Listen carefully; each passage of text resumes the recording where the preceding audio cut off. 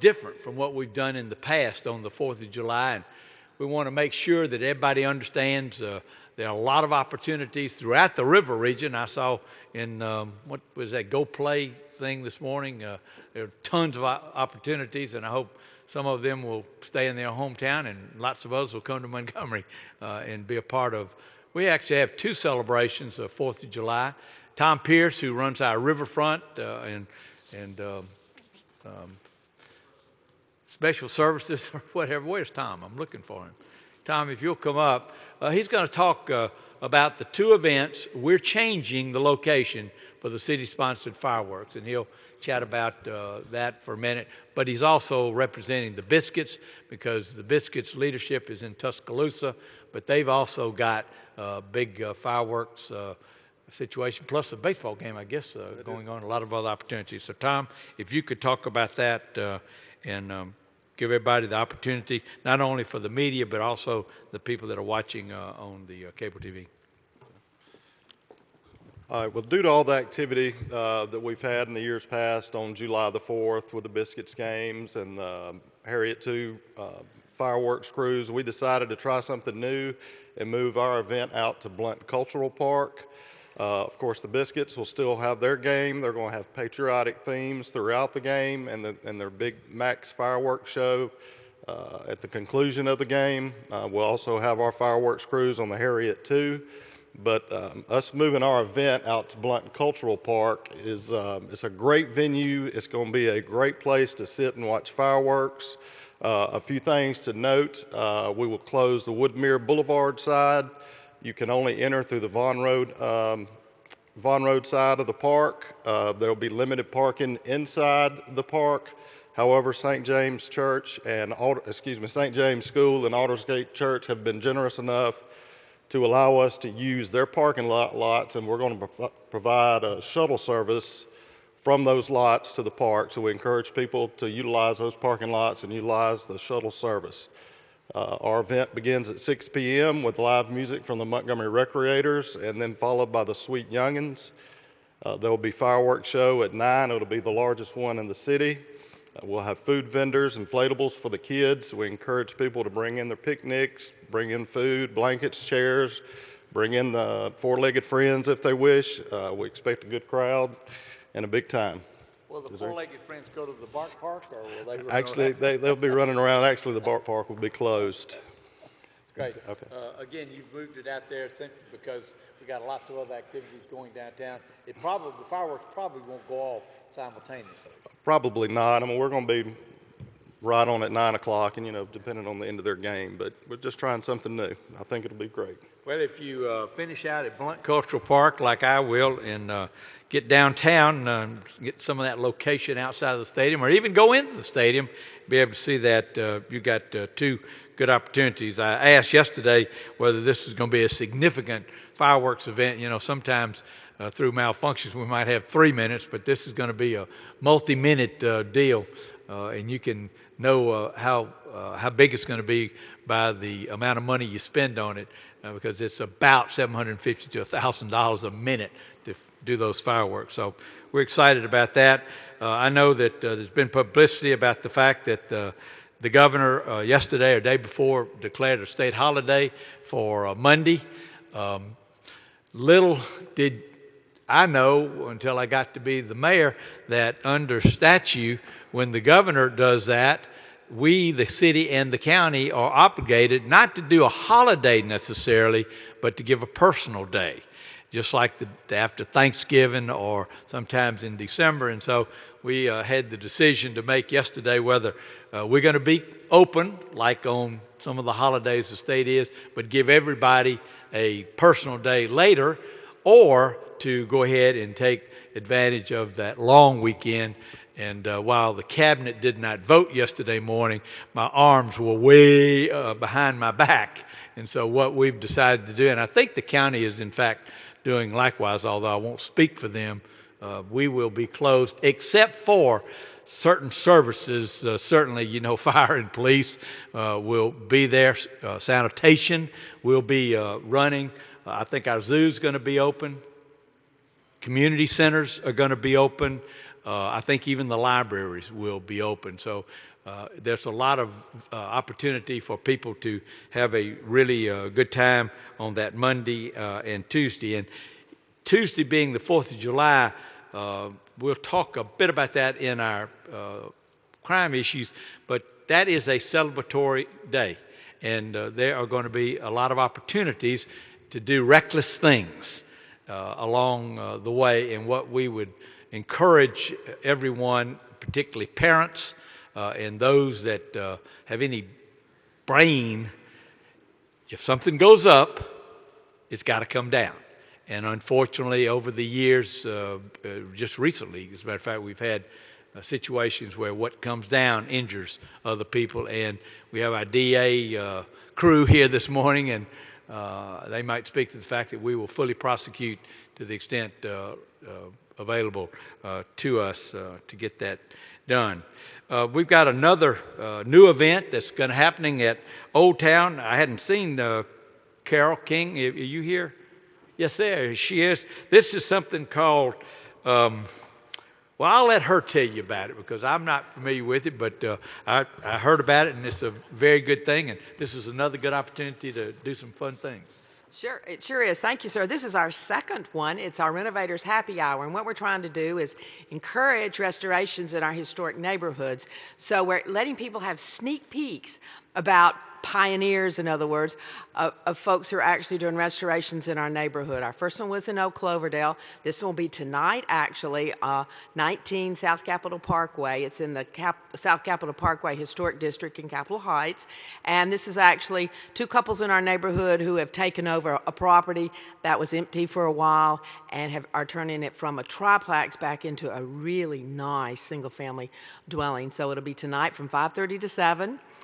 You can come look around. It's totally stripped on the inside. They're starting to put in electrical.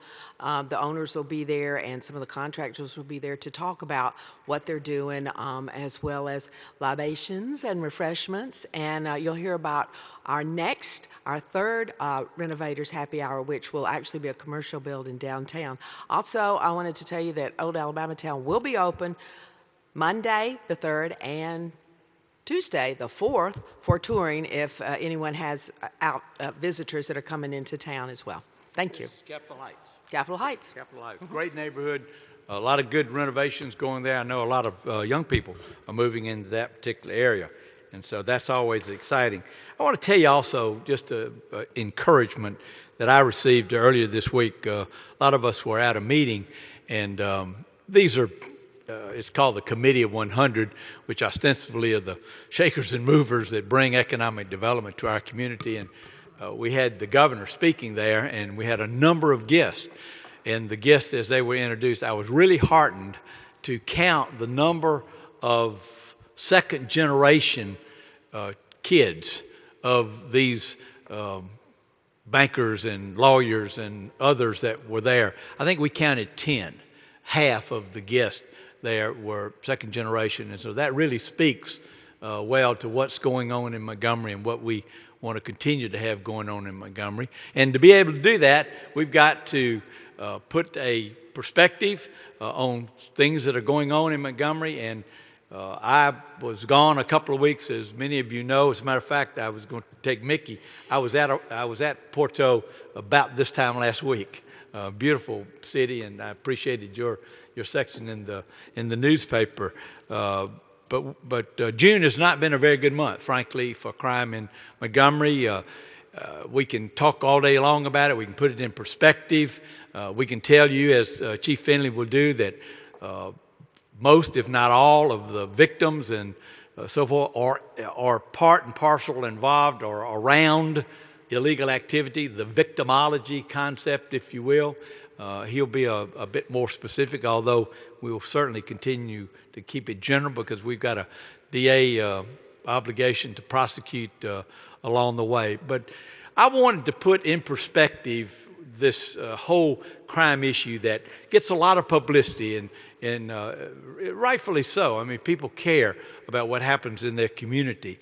And these comments that I'm going to make now do not reflect on any other of our sister cities at all, because we're all in this together. You know well that we're the big city mayors get together with some frequency, and we've had public safety, and we've had our chiefs together to talk about these common problems.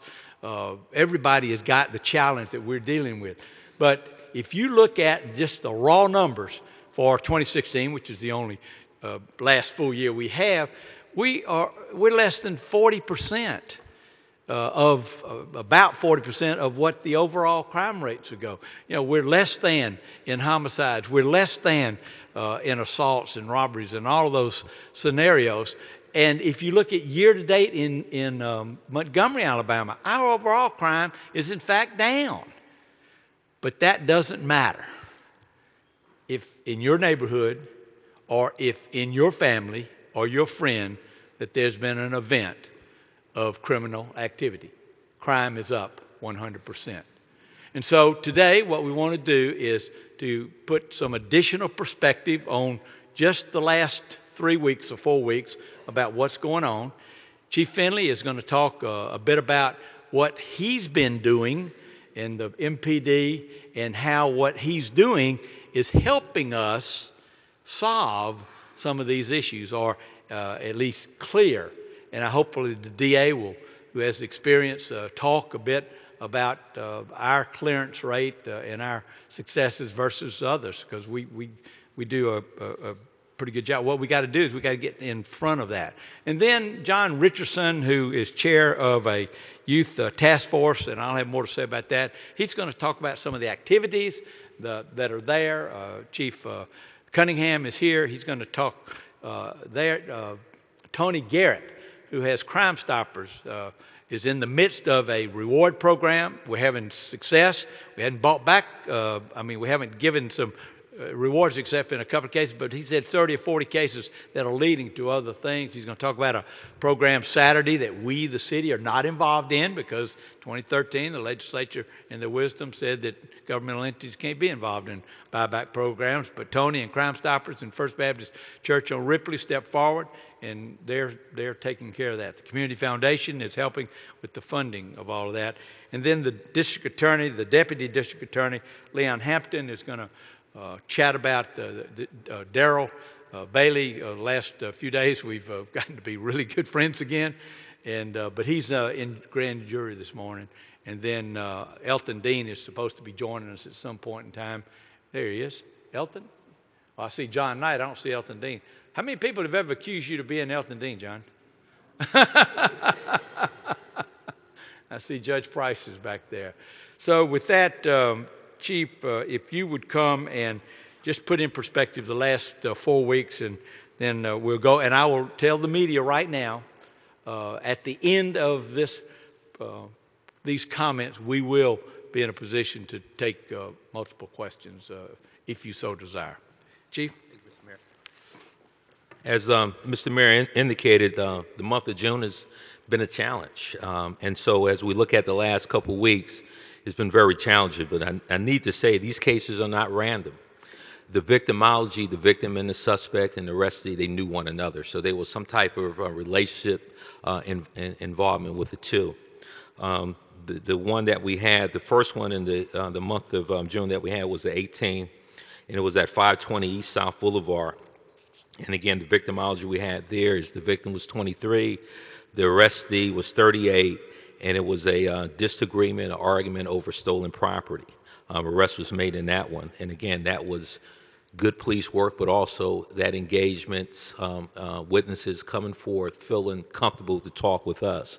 The very next day, on the 19th of June, at 5824 Eagle Circle, this one is unsolved at this particular time. The victim was 22, but there was some type of disagreement, argument in this home invasion. It was deliberate.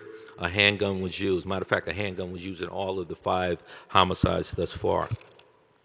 The third one, 1568 Taft Street, victimology, victim suspect, 26 and 22, drug-related disagreement. And again, a handgun was used. The fourth one, and again, this is the one that touches everybody's heart. We went out to the community yesterday. We had the council person out there as well, just to really part of that healing process for everybody out there. Again, the victim was 9. The suspect was 11. Handgun was used. Reckless conduct. Juveniles. The fifth one yesterday, and that was on the 26th, the previous one.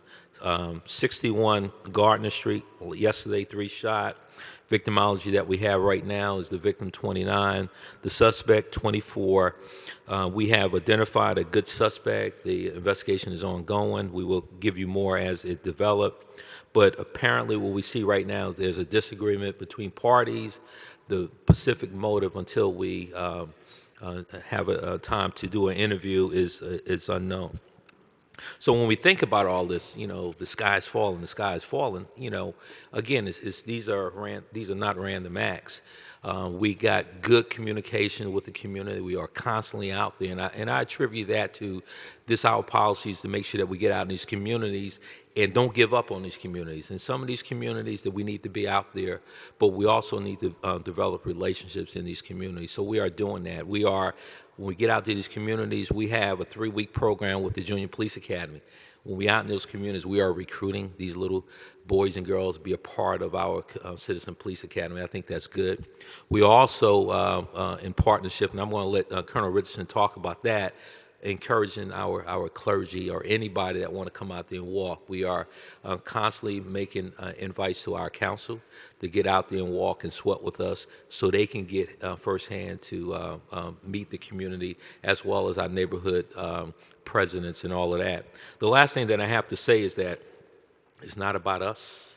It's not about the victims or the suspect. It's about the community. We need your help. And I know that with the mayor's initiative as far as engagement, again, we need everybody to help us reach out to these families, and I think it's very important to be on the tip of the spear, so we can be proactive, so we can prevent a lot of this situation to happen. The last thing that I have to say is that I encourage family members to really continue to talk to their family members, their friends and family, to talk about discussions on conflict resolutions. How do we resolve issues? Because when we think about stop the violence, how do we resolve issues when we get upset? The first step, there shouldn't be any steps in terms of pulling a gun or a knife. That should be not in the equation. Conflict resolution, there's steps to resolve these issues. We got to work on those steps in resolving this issue. I need your help. Thank you. Thanks, Chief. I would assume that others are seeing social media, Facebook, things like that relative to the 9-year-old person, the young person that was shot. And the questions that have been asked to me over and over this week is, well, what's the city going to do? What's the police department going to do? Well, we're going to do a lot. We're going to do everything that we can and more as we understand. But where are the parents? Where is that neighbor who now is giving us posts, who now is giving us information? If we might have had this information 2 days ago or 5 days ago or a week ago, we might be in a better position. But because of what's happening in these neighborhoods that the chief and all the others are walking and talking, meeting them where they are, junior police academies, going to community centers, going to neighborhoods, we now are getting cooperation that we never got before. The person that just did so-and-so is upstairs in that attic. Here's who it is. This is where you'll find the weapon, things like that. It's so encouraging to do that. And as we said, this is not happening just in Montgomery, Alabama. I will tell you the media is very fair because in our river region, other communities are having different but similar scenarios. And we see in our sister city in the county and other areas of the county, we're having the same issues. Derek Cunningham is our sheriff. He's here. He's been at the point of a lot of these initiatives on reward program and the buyback program until we found out we couldn't be there. Derek, if you would come and speak from a county perspective and the partnerships that we all engage. While our federal partners are not here, they are part and parcel of everything that we do. We serve on probably 4 or 5 different task forces. You've got people that serve on this task force that make arrests day in and day out. They frankly don't make the front page of the headlines. So progress is being made, but we're not going to be able to get every bad person. Thank you, Mayor. The mayor and the chief had pretty much talked about some of the programs, the outreach programs that we're doing right here in Montgomery. But I just left a conference for all the sheriffs all over the United States, and we all are having these same talks about some of the violent crimes that we're starting to see involving guns. So this is something that I think back in the day when we used to talk about preventative measures. You know, we had DARE, and we had all of these programs out there, and we started retracting those programs because of funding. And now look at where we're at today. We're trying to go back and reestablish programs to be able to stop some of this violence. But that's due to the fact that it takes all of us to be able to have programs and talk prevention. You know, from when a child is first born, a parent telling the kid, stop, don't do this, don't touch that, don't pick that up. It goes back to that now with us and law enforcement. We got to be a little bit more proactive. We got to start coming into the schools, into the Head Starts, and start being preventative at those measures, saying no, say no to this, say no to that, hey, don't touch a gun and things of this nature. So it's very important what we're talking about, because it's very important all around our country, because we're starting to see more of this. Used to, we would point fingers here and point fingers there, but now you can look wherever you go, from Jackson, Mississippi to Seattle, Washington, you're seeing juveniles, and you're starting to see more gun violence. So that's more prevalent now in the United States. But with us coming out to you all now saying, hey, we want to work with everybody. We want to team with everybody. And I think it takes a village to raise a child. It takes a whole community, a whole city, a whole county to be able to say no and to be able to help push that message out. But just by working with Crime Stoppers, we're starting to see that message get out there. It ain't about the money. It's not about the money. And if anybody is watching this and you want to do something for the money, it's not about the money. It's about saving that one life that may be your child, your neighbor's child, one of your relatives, or not to even mention your own life. So it's very important about being able to be preventative. It's very important for us to be able to work together and cross all boundaries and touch one another. And that's what we're trying to do. And that's the reason why we're teaming up with Crime Stoppers and at least getting that message out from the county's point of view. We're teaming up with the city. And then we're also reaching out to our partners with the state. So this is all of us working together, but we can't do it alone. We need parents, we need communities, we need neighborhoods, town folk, whatever you want to call it. We need everybody working together to be able to prevent this from happening. Great. Derek, thank you. Well said. I appreciate it so much. Just put a little emphasis on what he said. We, for a number of years now, had a summer youth initiative. We'll have 20 or 25,000 kids involved, not just with the city, but with churches, with YMCAs, with Boys and Girls Club, with Salvation Army. And what we're trying to do is coordinate. Some of those actually are job scenarios to be able to touch the lives and give them something to do for the summer. But certainly, we're not reaching every kid out there that we need to reach. After the situation that we had around the Trinity School neighborhood, where there were a couple of young kids in high school, went on a robbing spree that night, and early morning hours coming back and kind of divide the loot, they couldn't agree. And so a shooting occurs and one gets shot. You remember it. We locked down Trinity School. We made an arrest, found out that the two involved were in high school. And then we had the Chisholm situation with the young girl shot in her home. It was at that time that we decided that we needed to do more. But we didn't necessarily know what more was. I've said over and over and over again, we're doing everything we know to do. There may be some things that we don't know to do. And so what we did is we pulled together what we simply called a youth task force. We didn't purposefully include the police and law enforcement here in the city, although they are part and parcel tangentially to that. But I went to a guy named John Richardson, who I've known for quite a while. John has had a law enforcement background. Met him in 2002 when he was at the state as I was. And I asked him if he would think about pulling together a group of 9 or 10 or 11 people touching various elements of our community and to begin to strategically think of programmatic things, look at best practices as to what we could do, and to begin to, as Derek has said, find the village that was out there and pull that village together. We didn't talk a lot about it publicly. As a matter of fact, we met for a couple of months and never mentioned it. And we had some incidences, and I mentioned the fact that this is the challenge that the task force is going to have. And again, we've not said a lot, but they've done some really good work. They've done some good planning work, and they've done some implementation work, and will continue to implement throughout this summer and into the early season of school. John's got a great group. We got a couple of them here.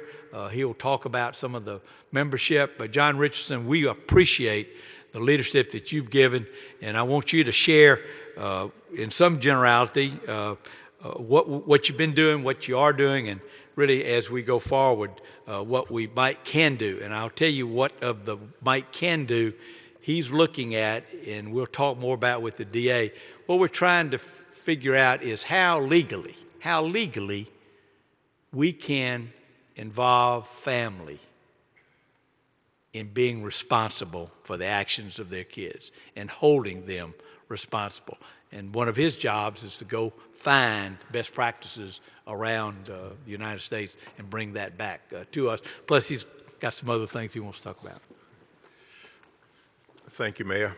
And certainly I agree with everyone that's come before me. This trend that we're in right now here in Montgomery is it go beyond the boundary of the state lines here.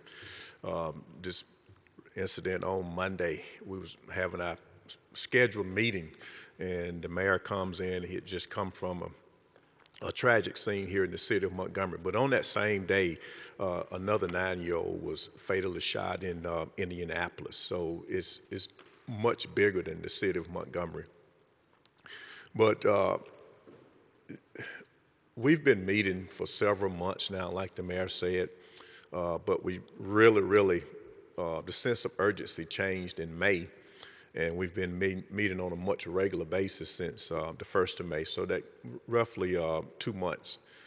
And we would initially started out for long-term and sustainable solutions to what the city was facing, but the sense of urgency changed in light of some recent incidents. So we start looking at some immediate solutions that we could recommend to the mayor and go out into the various communities. And as we researched the city, we realized that the city of Montgomery already had some phenomenal programs in place with parks and recs and the Boys and Girls Club, the YMCA, Common Grounds, and others, and some other local churches, some phenomenal programs. But those that was participating in the programs were not, certainly they needed to be there, but we realized that somehow we need to go just a layer or two deeper to make sure that those that need the program, that will benefit from these programs the most, got the word and was being in attendance. So we started working with the organizations that I mentioned, and we realized that we needed to not only just use the traditional method of reaching out to the community, but we got to change those methods. Social media, Facebook, Snapchat, things like that. Go door to door with flyers to make sure that everyone is involved and aware of what's going on.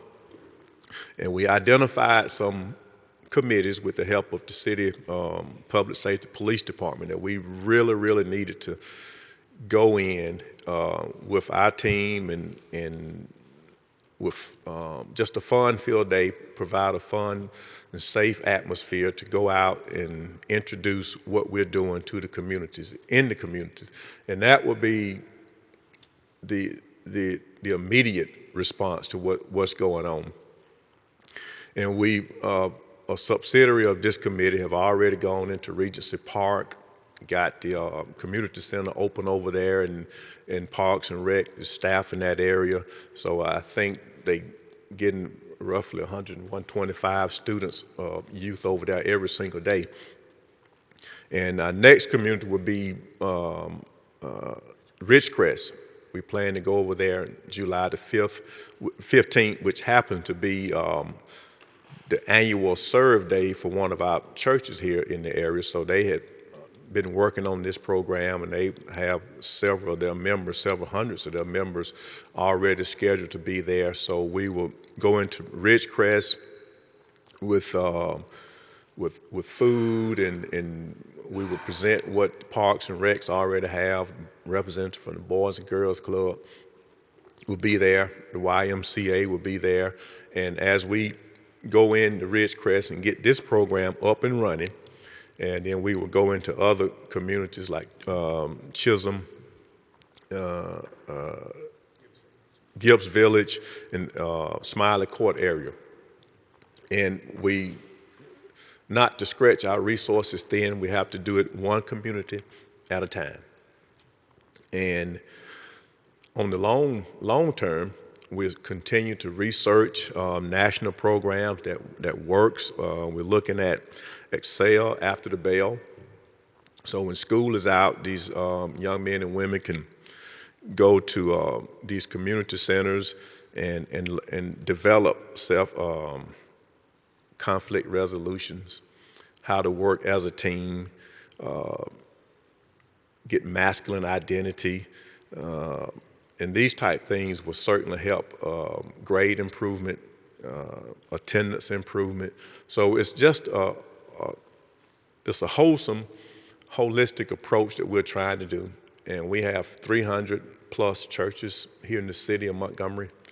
And we have some churches going beyond their walls, but we have to reach out and make sure that every single church is doing something to help resolve the issues that we're facing right now with our youth. And if I may, Mayor, if I could just call on one of my fellow committee members, Travis Dawkins, if he would just come and make some comments. Yeah, just to echo what's already been said, we do realize that it is a long-term solution to what's happening in our community and every other community, but we did feel like that we could implement some short-term solutions to gain some success. So that's what we've been doing, and just the big picture of that, and really John covered it well, but the big picture of that is us as a whole, this task force and other community organizations going into these communities where these families that are at risk, that are in need, and just bridging that gap between the resources that are already there and the families that are in need. And so while we're really excited to be a part of this, we do know that and believe that it's bigger than just one organization or one church. There's a major need for a collaboration of all of the churches in our community and all of the organizations in our communities to make a big difference in our city. Travis is outreach minister with Church of the Highlands, and they were already involved with the Regency Park issue. Very simply, we took an old facility that was owned by Boys and Girls Club, leasing it for a small amount, put it several $1,000s in renovating it, have a couple of staff but the Church of Highlands comes and volunteers. We had a couple of hundred on the initial day with parents, and then we were keeping about 100 to 125. And we'll replicate that as we go forward. He mentioned Ridgecrest is the next. We're going to go where the Bellingraph, the old Bellingraph Community Center, Bishop Crawford has it now. But the difference is, you know, we've got all of these programs. I talked about 20 or 25,000 at the Parks and Rec and those programs. We're trying to go under those that level. Beverly Wise, who runs the juvenile detention facility, is on our committee, as is Sandra Edwards, who runs the Helping Family Initiatives group. While we don't have lists of those individuals, they know who it is that we need to touch. And I've called it the Billy Graham approach. We'll have this event, and we're going to do it 6 or 7 times over the next couple of months in Montgomery through some draw like a Cadillac Williams or somebody like that to have them come to the event. But then once they're there, hopefully with their parent, but if not, marry them with some resources that become their mentors, become their role models, and not take care of them, but have some responsibility for them as we go forward. And as somebody said, it's one kid, one neighborhood at a time, and we will make a difference in doing that. So Burton is here, Burton Upchurch, that's how I know her. She's been very gracious. We always kid she's the money at the table, but she's given more than that. She's given a lot of activity. This is not something that's going to end at the end of August. We'll continue to move this whole program forward. So thank you, Travis. Thank you, John. I appreciate that along the way.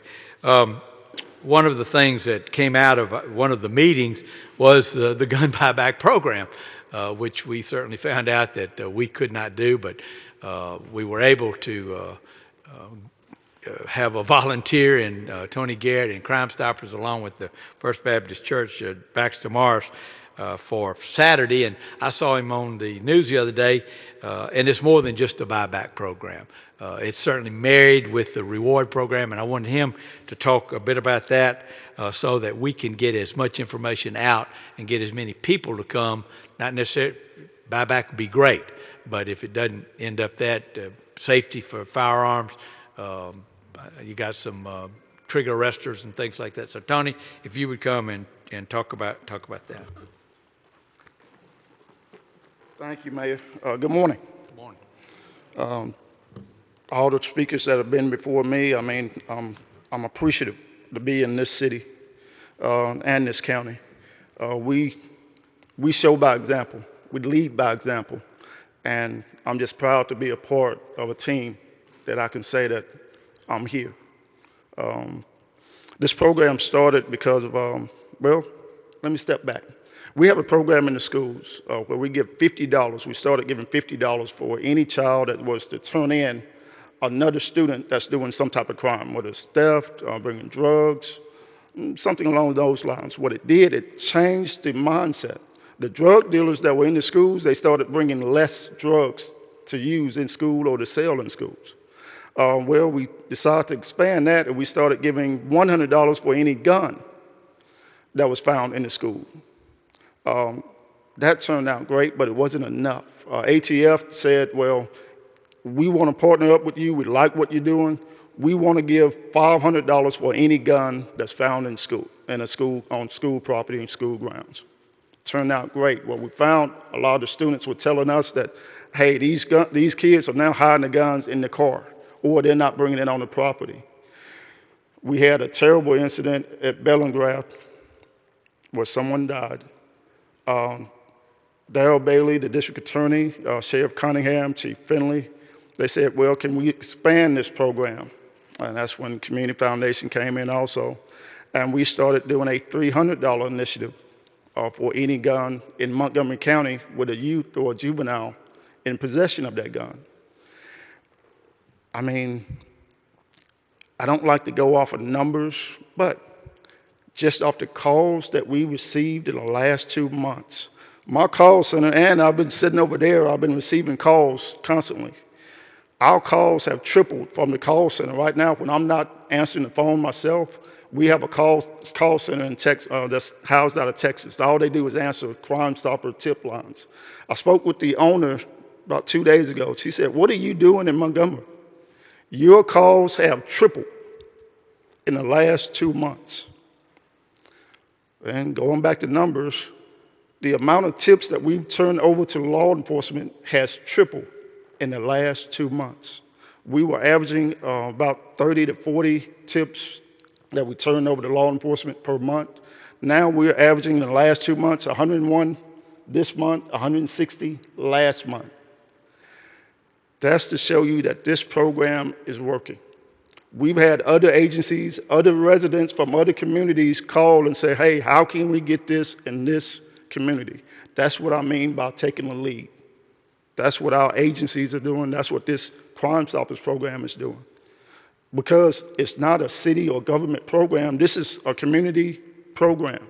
It takes the actual community in order to run this program, because when a person sees something, 215 stop, they're turning in that person. Last night, about 5:30, I received a call. Female said she was at home. She observed a group of males in her yard that was fighting. She went out to try to break the fight up. She grabbed 2 of them. One of them was just squirming. She said, "What's wrong with you? You got a gun?" He said, "Yes." She said it couldn't be no more than 12 or 13. She said, "Give me that gun before you hurt someone." He started reaching for the gun. She grabbed the gun, and the whole group just ran. She was dumbfounded. She didn't know what to do. She called 215 stop. She was able to bring the gun to me, and she said, "I don't know what they were going to do with that gun, but the program is working." If bare minimum, we're starting the conversation about what to do with these guns, what to do with the youth. We've had parents to call that said that, "Hey, I have a female or a male I'm having problems with. What can I do with this person? I don't want to put them in jail. I know they're running with the wrong crowd, and I know they probably are selling drugs or doing something. What do I need to do?" We had another incident where a grandfather found a gun, and he was able, right now, I spoke to him yesterday. He has custody of his grandson, and he actually has control of his grandson. His grandson has not been with the same group. This program is changing lives. This Saturday, from 10 to 2, First Baptist Church, we're having a gun buyback initiative where we're actually purchasing guns from people. We know that we're not going to get a criminal to turn in their gun. If they turn in their gun and they're a criminal, they're not a good criminal. We're looking for the parent that has a problem with their child or has a problem with a person that they know, and they just have to have a gun in their possession, and they don't want to get that person in trouble. They want to find help for that person. That's why we've asked people like Sunshine Center, Child Protect, Mental Health, to have display tables up so they can say, "This is a service that we provide. This is where you can get your help." Domestic Violence Task Force, One Place Family Justice Center, all will be there, because what we are finding is all these things are related. We just can't go specifically to one topic and say, "Okay, this is going to solve everything." Everything is related. That's why we're having so many service providers out there, Mayor, that try to give some of these people some type of assistance or some type of help, or at bare minimum, let them know what's out there so they can help someone else. So $50 for a handgun, $100 for any long gun. And if you can't make it that day, just call 215 stop. We'll send someone out to get your gun. All the guns will be turned over to law enforcement afterwards. Thank you. Tony, thanks so much. It's heartening to know that we've tripled our tips to be able to help that. And over time, that's really going to be a special program, and we thank you for your leadership. He comes by naturally. He was a lieutenant with the Montgomery Police Department, and they trained him quite well when he did this other. We've talked about the partnerships. We've talked about successes that we've been able to have once a crime has been committed, and being able to get to a suspect. We're at the point of the spear on that one, because there's the district attorney, there's certainly the judicial system. If you've seen the news, we work hand in glove with the district attorney in this regard, particularly when we get things like happened earlier this week. Darrell Bailey is, I think, doing grand jury work. I've spoken to Darrell probably 5 or 6 times over the last 2 or 3 days, but his chief deputy is with us this morning, Leon Hampton, and Leon's going to chat about the DA and some of the thoughts that he had, because at the end of the day, and while he won't speak about this, what our desire is number one, get guns out of kids' hands, and as importantly, be able to hold parents legally responsible and accountable for the reckless activity of their children. So with that, Leon. Good morning. First, I want to thank Mayor Strange for inviting the District Attorney's Office to be a part of this very important conversation. Not only are we public servants here in this Montgomery County, but we go to church here, we work here. This is our beloved community, and because it is all of our community, any issues that we have in this community belongs to all of us. No longer can we afford to pass the buck and say that it's someone else's problem, but all hands must be on deck. In the District Attorney's Office, we don't just prosecute cases, but we get the opportunity to go into the community and to speak with children on a weekly basis, whether it's schools, through our iLead program, or whether it's at a community center that are open for summer programs. And we get an opportunity to mentor these kids and educate parents about the law in hopes that they will deter violence and crimes. We are fortunate in Montgomery County to have a DA who's not just concerned about convictions, but who is truly concerned about the well-being of the children in this county. As a result, the district attorney has partnered with several entities within our county, one being Crime Stoppers, to also lend his support and his help with the Guns Rewards program. That program was outlined by Mr. Tony Garrett as he spoke, but the nuts and bolts of it is that if anonymous tipster call in to Crime Stopper and tip law enforcement off to a juvenile being in possession of a firearm, then Montgomery Police Department of the Sheriff's Office will follow up on that information, and when that gun is confiscated, that anonymous tipster will receive a $300 reward. Secondly, the Helping Montgomery Family Initiative is an arm of the District Attorney's Office that provides support to families of students who are truant in or suspended. We work with those families to address issues that are the root causes of truancy, such as lack of transportation, inadequate clothing, or other issues that they have identified or that team of social workers can identify to help us get to the root problems. If you have a family that's in mind that you want to recommend to that program, you can contact the DA's office at 334-832-2550. Also, for the last 3 years, the district attorney has spearheaded the iLead program. This is a program designed for 5th graders. We get into the schools all over this county, and we mentor 5th graders, and we build relationships with them, and they come up to you when you're in Walmart, when you're at the barber shop, and they remember you, and they share stories about some of the life skills that we taught them during the year in those programs, and that's what's helping Montgomery Police Department solve some of these problems, because they are in fact building relationships with people that are in the community, and the community is no longer afraid to come up and say, hey, this is what happened in that house over there. This is what happened in that neighborhood. And so if we can continue to foster those relationships, I think we will continue to be successful in solving these crimes. As we know, Montgomery Police Department has a great solve rate, and the district attorney is committed, and the violent crime unit is committed to prosecuting these cases to the fullest extent of the law. Lastly, I would like to mention that there are laws, juvenile laws, that has been on the book that allow us to hold parents responsible, legally responsible for contributing to the delinquent act of a minor.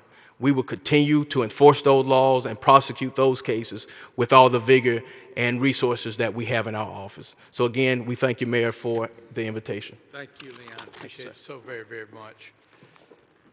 You heard it, fair warning. We as the police and the sheriff and the district attorney will hold not only the person that is responsible, but also the parents, to the extent that we can do that. But with all of these programs that you've heard about today and many others that we haven't even touched because the hour has gone long, I thought it important that we put all of this in perspective. We still have youth doing reckless things, and we have adults doing reckless things as well. But the political entities in our community, the city and the county, are locked at the hip. As Elton comes forward, he and I are locked at the hip on so many matters, so many things that try to move our community forward. There's no issue when Daryl and Derek called us to join with these buyback programs and these reward programs. It's no issue as we talk about funding and as we try to expand an investigation, particularly as we've seen this week, where we could get more information about the family, turn it over to them and to our judges to be able to make decisions as to how we hold parents accountable along the way. So, Elton, if you would come and speak a moment, lend the county's support to this and comment, and John and I, we're really appreciative. We may need some help. We may need some funding for some of these program things. I will tell you right now that there's an area of our community that we've identified, and Elton knows it, where we don't have a community center. We got a lot of community centers, and contrary to popular comment, we've not closed any of them. We've opened now 2. We're looking at opening a 3rd, but it's a $300,000 endeavor just to get it off the ground. So we may need some help be able to do those kinds of things, and then certainly you got to staff it. But Elton, if you would come, and you're the closer. Well, thank you, sir. Good morning, everyone. And I tell you what, when the mayor told me that he was starting a task force and his choice to lead that task force, I was very pleased to have John to take over. And what John and his group has done, we've had so many people coming to the city, coming to the county, wanting money to fund the Boys and Girls Club, Common Ground, and all those other entities. What John's group has done is brought all these groups together, and that's very important to us, because instead of us looking at 10 or 20 people coming to us, we got this task force now that has gotten all these people together. And all of them do good work, but they don't have the monetary resources that we have. And by John's group being in force, and I see one of us other members over there, C.C. Calhoun back there. Yeah. It just adds so much to what we're trying to do here in the city and the county of Montgomery. You know, one of the things people have been saying for years, but that we have no dads in the household. Well, he didn't have a dad. I didn't have a dad. I think we turned out pretty good. So that's got to be a zero tolerance. That can't be our excuse here in Montgomery. All you guys sitting in this room and other guys, coaches, teachers, whatever, we got to start becoming dads and coaches for these young people.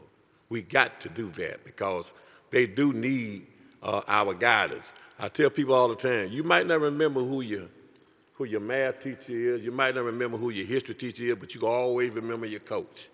So we got to become coaches. The other thing I've been telling people lately, with all the stuff that's going on, I'm not a politician. Todd's not a politician. John can't be a politician. You know what we got to be? We got to be disciples. We got to get out here in the trenches, carry the word, and the word got to be stop the gun violence, stop all the violence. We have got to wrap all of this around in our arms. We got to start doing more loving than we doing sitting back in our house, looking at the TV, waiting on something bad to happen. We got to start working together to make some good things happen. So that's what the county is all about. That's what the sheriff's all about. That's what the DA is about. That's what the city is about. Making some good things happen. Let's start making good news. Montgomery is safe, okay? When you look at what happened in New York and Chicago and all those other places, Atlanta, Montgomery is extremely safe, okay? So let's become disciples, let's become coaches, and let's start putting our arms around these kids that need help. They're hungry, they don't have clothes. We can't let the gang members and other people take over. We got to take over. We got a church on every corner in Montgomery, Alabama. So thank you, John, for reaching out to the churches. Thanks, Elder. As we close, let me just remind you of something that I said 8 years ago when I first came to office. Very simplistic approach. We got 35 or 40,000 young people in our community. You would hope that every single solitary one of them would have a role model, to have a mentor. You'd want it to be a parent or a guardian or a grandparent.